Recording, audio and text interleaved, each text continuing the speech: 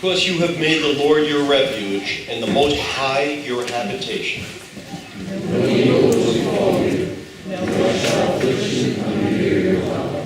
For God will give the angels charge over you to guard you in all your ways. On their hands they will bear you up, lest you strike your foot against a stone. You will tread upon the lion, cub, and viper. You will trample down the lion and the serpent.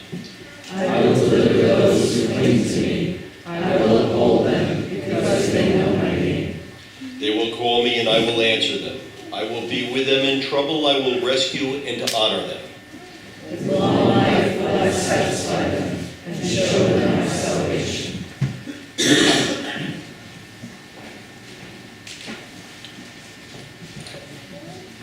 The second reading is from Hebrews, chapter 5, verses 1 through 10. Every high priest chosen from among the mortals is put in charge of things pertaining to God on their behalf, to offer gifts and sacrifices for sins. He is able to deal gently with the ignorant and wayward, since he himself is subject to weakness. And because of this, he must offer sacrifice for his own sins, as well as for those of the people. And one does not presume to take this honor, but takes it only when called by God, just as Aaron was. So also Christ did not glorify himself in becoming a high priest, but was appointed by the one who said to him, "You are my son, today I have begotten you." As he also says in another place, "You are a priest forever according to the law, the order of Melchizedek." In the days of his flesh, Jesus offered up prayers and supplications with loud cries and tears to the one who was able to save him from death. And it was heard because of his reverent submission. Although he was a son, he learned obedience through what he suffered. And having been made perfect, he became the source of eternal salvation for all who obey him, having been designated by God a high priest according to the order of Melchizedek. Word of God, word of life. Thanks be to God.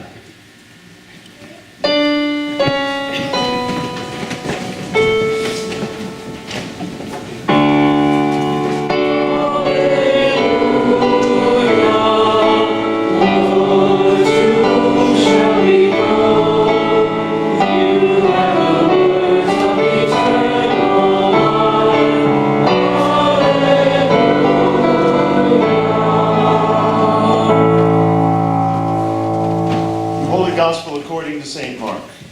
Glory to you, O Lord. Beginning a little earlier than what you have in your bulletin, beginning at the 32nd verse. Jesus and the disciples were on the road going up to Jerusalem, and Jesus was walking ahead of them. They were amazed, and those who followed were afraid. He took the 12 aside again and began to tell them what was to happen to him, saying, "See, we are going up to Jerusalem, and the Son of Man will be handed over to the chief priests and the scribes, and they will condemn him to death. Then they will hand him over to the Gentiles. They will mock him and spit upon him and flog him and kill him. And after 3 days he will rise again." James and John, the sons of Zebedee, came forward to him and said to him, "Teacher, we want you to do for us whatever we ask of you." And he said to them, "What is it you want me to do for you?" And they said to him, "Grant us to sit, one at your right hand and one at your left, in your glory." But Jesus said to them, "You do not know what you are asking. Are you able to drink the cup that I drink, or be baptized with the baptism that I am baptized with?" And they replied, "We are able." Then Jesus said to them, "The cup that I drink, you will drink, and with the baptism with which I am baptized, you will be baptized. But to sit at my right hand or at my left is not mine to grant, but it is for those for whom it has been prepared." Now when the 10 heard this, they began to be angry with James and John. So Jesus called them and said to them, "You know that among the Gentiles, those whom they recognize as their rulers lord it over them, and their great ones are tyrants over them, but it is not so among you. Whoever wishes to become great among you must be your servant. And whoever wishes to be first among you must be slave of all. For the Son of Man came not to be served, but to serve, and to give his life a ransom for many. The Gospel of the Lord. Praise to you, O Christ.